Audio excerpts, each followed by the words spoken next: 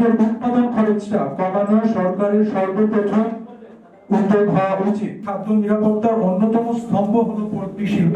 তাই পোল্ট্রি খাতকে শুধু একটি বাণিজ্যিক খাত হিসাবে নয়, বরং জাতীয় খাদ্য নিরাপত্তা, পুষ্টি নিরাপত্তা এবং গ্রামীণ কর্মসংস্থানের কৌশলগত খাত হিসাবে বিবেচনা করার সময় এসেছে। আমাদের অভিজ্ঞতা বলে, কৃষি ও প্রাণী সম্পদ খাতের বিভিন্ন সরকারি উদ্যোগ থাকলেও অনেক সময় নীতিগত সমন্বয়ের অভাবে প্রত্যাশিত ফল পাওয়া যায় না। উৎপাদন এক মন্ত্রণালয়ের বিষয়, বাজার আরেকটি প্রতিষ্ঠানের, খাদ্য নিরাপত্তা অন্য প্রতিষ্ঠানের এবং ভোক্তা অধিকার আরেকটি সংস্থার অধীনে। ফলে সিদ্ধান্ত গ্রহণ ও বাস্তবায়নের মতো সমন্বয়ের ঘাটতি তৈরি হয়। আমরা সরকারের কাছে প্রস্তাব করছি, প্রধানমন্ত্রীর কার্যালয় বা সংশ্লিষ্ট উচ্চ পর্যায়ের নেতৃত্ব একটি জাতীয় পোল্ট্রি কোঅর্ডিনেশন কাউন্সিল বা বাংলাদেশ জাতীয় পোল্ট্রি ডেভেলপমেন্ট বোর্ড গঠন করা হোক, যেখানে সরকার, বেসরকারি খাত, গবেষণা প্রতিষ্ঠান এবং খামারি সংগঠনের প্রতিনিধিরা একসঙ্গে কাজ করবে এবং এর মাধ্যমে নীতিগত সিদ্ধান্ত দ্রুত বাস্তবায়ন সম্ভব হবে। বাংলাদেশ এখন মধ্যম আয়ের দেশ থেকে উন্নত অর্থনীতির পথে এগিয়ে যাচ্ছে। এই যাত্রার উৎপাদনশীল কৃষি ও কৃষিভিত্তিক শিল্পী আরো শক্তিশালী করতে হবে। আমরা বিশ্বাস করি, পোল্ট্রি শিল্পকে কৃষিভিত্তিক শিল্পের মর্যাদা দিয়ে দীর্ঘমেয়াদী নীতিগত সহায়তা প্রদান করা উচিত। জাতীয় বাজেটে কৃষি, খাদ্য নিরাপত্তা, কর্মসংস্থান এবং সামাজিক সুরক্ষাকে যে গুরুত্ব দেওয়া হয়েছে তার বাস্তব সুফল প্রতি খাতেও প্রতিফলিত হওয়া প্রয়োজন। বাজেটের প্রত্যক্ষ সফলতা তখনই আসবে যখন বরাদ্দ কার্যকর ভাবে বাস্তবায়িত হবে এবং উৎপাদক পর্যায়ে পর্যন্ত পৌঁছাবে। আমরা দাবি জানাই, কৃষি মতো ছোট ও মাঝারি খামারি বিদ্যুৎ বিলে শুধুমাত্র ট্রেড লাইসেন্স, জাতীয় পরিচয়পত্র, প্রাণী সম্পদ অধিদপ্তরের নিবন্ধন এবং বাংলাদেশ পোল্ট্রি ইন্ডাস্ট্রিজ অ্যাসোসিয়েশনের মেম্বারশিপ ফর্ম এর মাধ্যমে ওনাদের রিবেটটা ওনাদের যে প্রাপ্ত রিবেট ওনারা যেন পেয়ে যায়। কারণ সাধারণ খামারিদের পক্ষে অন্য ডকুমেন্ট জোগাড় করা কোনোভাবেই সম্ভব না। রিবেটের পাশাপাশি আমরা স্বল্প সুদে ঋণ এর ব্যবস্থা করার দাবি জানিয়েছি ব্যাংকারদের। এবং কৃষি বীমা, আপনারা জানেন প্রাকৃতিক দুর্যোগের কারণে প্রতি বছর বিভিন্ন প্রকারের কৃষিরা, ধরেন বন্যার কারণে আমাদের মাছের খামার যারা আছে ওনাদের যে স্টকটা থাকে ওনারা কিন্তু বন্যার সাথে ঝরে ঝরে চলে যায়। এখানে আসলে কোটি কোটি টাকার স্টক ওনারা লস করে, যেটা নির্ধারণ করা খুবই ডিফিকাল্ট। আমাদের দাবি থাকবে বাংলাদেশের সকল পর্যায়ে মাছ, মুরগি, গবাদি পশু খামারিরা যারা আছেন ওনাদেরকে কৃষি বীমার আওতায় আনা।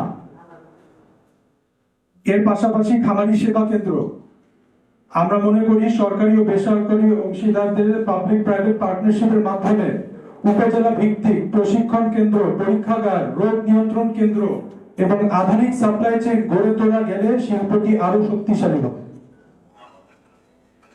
আপনারা সবাই জানেন এবার বাজেট বাস্তবায়ন হয়েছে জুন জুলাই মাসে। আমরা বাজেটের এনবিআর এর সাথে বিভিন্ন বিষয়ে আলোচনা করেছি, তথ্য পরামর্শ করেছি। তার মধ্যে আমাদের মূল বক্তব্য ছিল উৎপাদন খরচ কিভাবে কমানো যায়। আপনারা অনেকেই জানেন একজনের খামার পরিচালনা করার জন্য প্রায় 70 থেকে 80% খরচ ওনাদের ফিডিং এ যায়। ওনারা মাছ, মুরগি, গবাদি পশু যেটাই উৎপাদন করে না কেন ওটার ফিড খরচে প্রায় 70 থেকে 80% খরচ যায়। আমরা এবার দাবি করেছি আমাদের যে ফিডের উৎপাদন খরচটা কমানো সরকারের সর্বপ্রথম উদ্যোগ হওয়া উচিত।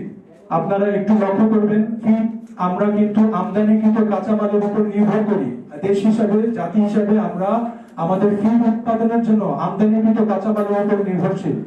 এই কাঁচামাল যখন আমরা আমদানি করে আনি, এখানে আমাদের প্রায় 5% এআইটি, বিভিন্ন প্রকারের মালের উপর 5% এআইটি দিতে হবে, যেটা কিন্তু বছর শেষে সমন্বয় করা অত্যন্ত কঠিন। বিধায় বিভিন্ন ফিড উৎপাদনকারী প্রতিষ্ঠানরা এটা আমাদের খরচ হিসাবে গণ্য করে। কিন্তু আপনার দুঃখের সাথে বলতে চাই, আশেপাশের দেশ, আমি যদি থাইল্যান্ড, ইন্ডিয়া, পাকিস্তান, মালয়েশিয়ার উদাহরণ নিই, ওনাদের আমদানিকৃত কাঁচামালের উপর কোনো প্রকারের এআইটি নেই, শূন্য।